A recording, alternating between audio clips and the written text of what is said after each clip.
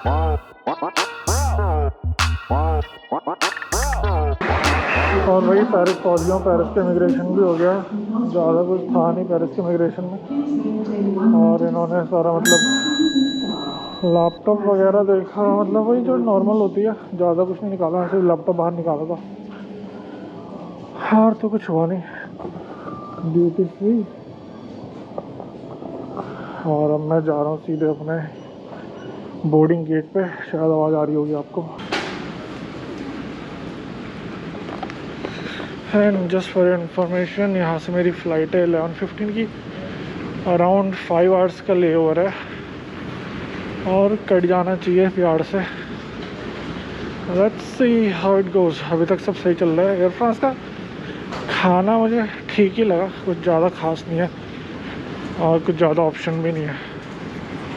Breakfast था और starting में स्नैक्स थे।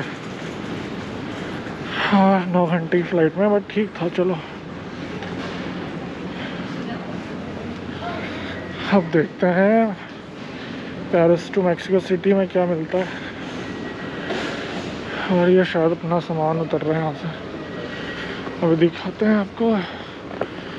मुझे लग रहा है मैं ऐसी फ़्लाइट में आया था।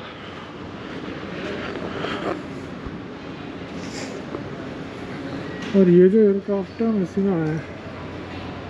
और यहाँ पे भी मैंने देखा कि फ़्लाइट एयर फ्रांस से टोरंटो की भी है, बट आई डोंट थिंक कि हम यहाँ से ट्रांजिट होके वहाँ जा सकते हैं, क्योंकि वो एक इनडायरेक्ट राउट नहीं होगा, डायरेक्ट हो जाएगा काइंड ऑफ ट्रांजिट के थ्रू। तो एक ऑप्शन ये भी, मतलब मैं देखूँगा अगर ये पॉसिबल है। वैसे पॉसिबल नहीं होगा कि या तो फिर आपको यहाँ पे रुक के कोविड का टेस्ट करवाना पड़ेगा। कोविड का टेस्ट हो रहा था जैसे हम बाहर निकल लेते, और मे भी स्टे करना पड़ा, पर वीज़ा वाला चक्कर हो जाएगा फिर, तो वो प्रॉब्लम है। आई थिंक मैक्सिको वाला राउट जो है सेफ़ लग रहा है अभी तक, और इजी भी है। अगर आपके पास कनाडा का स्टूडेंट वीज़ा है और आपके पास पीआर कार्ड है, मतलब कोई भी वीज़ा है कनाडा या यूएस का, तो आप मैक्सिको के थ्रू जा सकते हैं। और कनाडा का वीज़ा तो आप मैक्सिको से कनाडा जा सकते हैं।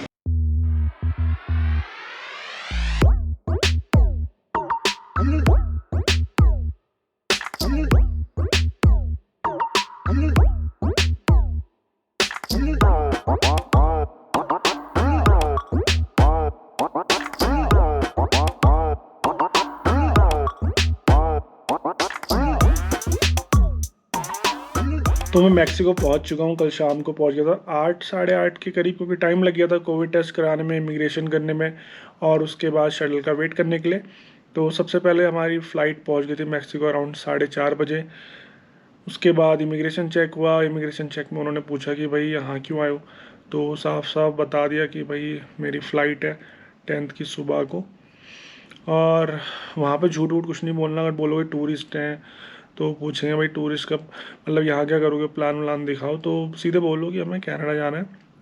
तो उन्होंने मेरा कनाडा का टिकट चेक किया, और फिर मैंने अपना पीआर कार्ड भी दिखाया, क्योंकि वीज़ा पर्पज़ के लिए कि मैं अलाउड हूँ मैक्सिको आने के लिए। बस इमिग्रेशन में यही था, स्टैम्प दे दिया कि एफ एम एम फॉर्म होता है, उसको भी उन्होंने स्टैम्प कर दिया। और वो तब तक रखना है जब तक आप मैक्सिको से बाहर नहीं जाते हो। तो वो एक इम्पॉर्टेंट है, वो फ़्लाइट में मिल जाता है फॉर्म। और फिर कस्टम चेक हुआ, तो भाई रैंडमली वो किसी को भी बुला के सबके बैग वैग चेक कर लेते हैं, मतलब किसी का भी बुला के बैग चेक कर रहे हैं। और चेक इन चेकड, और सारे बैग चेक कर रहे हैं जो भी आपके पास हों। तो ऐसी कुछ चीज़ मत लाना जिससे आपको कस्टम ड्यूटी देनी पड़े मैक्सिको में। तो उसके बाद फिर मैं गया कोविड टेस्ट कराने। गेट नंबर 5 और 6 के बीच में 2 कोविड टेस्ट की लैब है, मतलब बाहर रोड के किनारे ही है वो। तो सीधे 5 से बाहर निकलोगे गेट नंबर 5 से, तो वहाँ पे मिल जाएंगे आपको। वहाँ कोविड टेस्ट करा लेना। Covid test around 2200 Mexican currency है और अराउंड 120 है, ऐसे कुछ डॉलर है।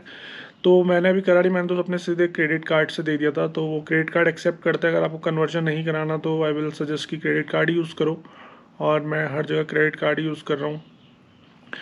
और उसके बाद थोड़ी देर शटल का वेट करा, पता नहीं थी कि शटल आ कहाँ रही है। तो पहले मैं 5 नंबर गेट पर खड़ा रहा। नेट का थोड़ा, इंटरनेट का वहाँ प्रॉब्लम चल रहा था, और वहाँ सारे मतलब जो अपनी लैंग्वेज बोलते हैं तो इंग्लिश बोल नहीं रहे थे, थोड़ी उसमें प्रॉब्लम आ रही थी। बट फाइनली पता चला कि भाई गेट नंबर 4 में सारी शटल वगैरह आती हैं। और फिर हम 4 पे पहुँचे, और फाइनली जो फेस्टेन जिस होटल में मैं रह रहा हूँ उसकी शटल आ गई थी और फिर वहाँ बैठ के हम सीधे होटल आ गए। तो कल का काफ़ी टायरिंग दिन रहा और फ्लाइट में मुझे नींद नहीं आई।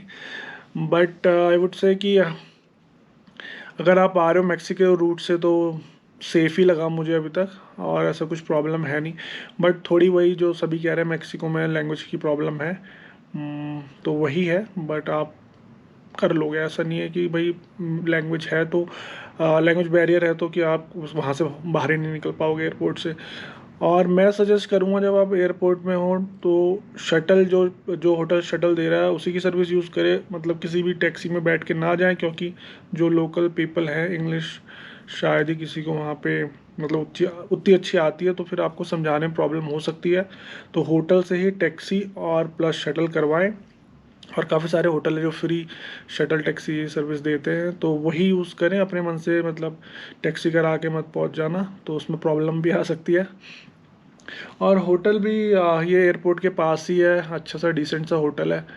और आई थिंक इसका प्राइस 100 USD के अराउंड है, और मैं मतलब है क्रेडिट कार्ड से पे किया है और Booking.com से इसको बुक करवाया था, तो उन्होंने मतलब 99 कुछ दिखा रहा था। तो फाइनल जो प्राइस है मैं एक बार अपना जो क्रेडिट कार्ड का स्टेटमेंट है या ऐप है उससे चेक करके बता दूंगा आपको। एक वीडियो बनाऊंगा जिसमें कि सारी कितनी मेरी टोटल कॉस्टिंग लगी वो बताऊंगा।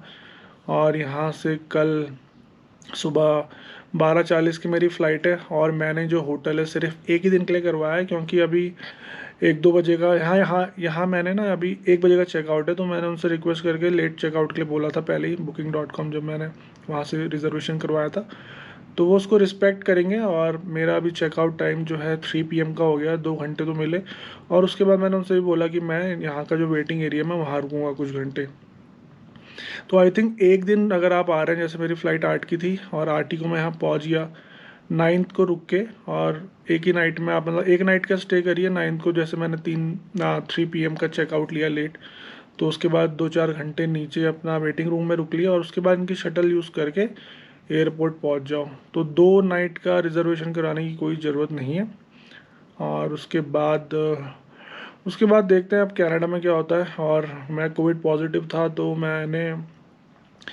फिर भी मैंने कोविड टेस्ट यहाँ करवा लिया था, क्योंकि मेरी जो कोविड की रिपोर्ट्स हैं इंडिया में, क्योंकि मैंने गवर्नमेंट हॉस्पिटल में मतलब हमारे सिटी में हल्द्वानी में गवर्नमेंट हॉस्पिटल ही वो टेस्ट कर रहे थे कोविड का, और उन्होंने उसमें जो है कोई QR कोड नहीं है, तो उसके लिए कि भाई यहाँ एयरलाइन मुझे ना रोक ले, इसलिए मैंने यहाँ पे भी कोविड टेस्ट करवा लिया। एटलीस्ट कनाडा पहुँच के वहाँ उनको अपने जो प्रिस्क्रिप्शन है वो सब दिखा के बात बन जाए, तो यही होप कर रहा हूँ कि सब कुछ सही पहुँच जाए।